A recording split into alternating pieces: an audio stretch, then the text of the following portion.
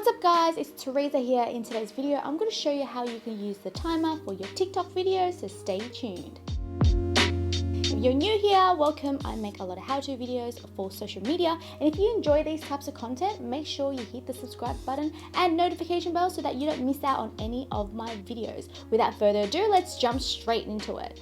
Okay, so what you need to do is you need to open up your TikTok account. And once you have done that, I'm just going to give you an example here of a video that I did where I played two characters. So this one here. So I'm just going to use the sound for this one. I don't know if you can hear it. There's a timer on the right hand side where it has a clock and number 3 on it.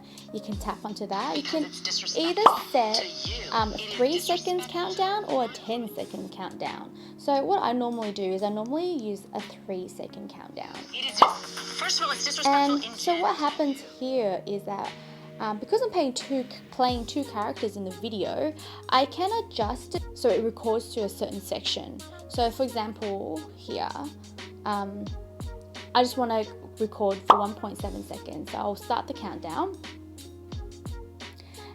and then it will play the sound, and I'll obviously mime to whatever the sound is, and then I'll hear because it's disrespectful. Because it's disrespectful. Because it's disrespectful.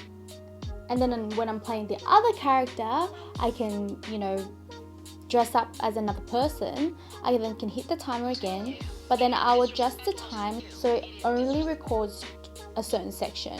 So then I'll start the countdown again, and then I'll mime to whatever it is. I hope that kind of makes sense.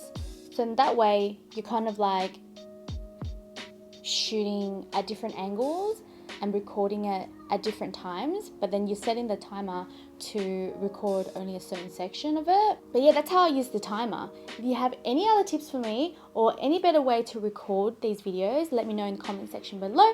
But that's all from me for now, and I'll see you on the next one.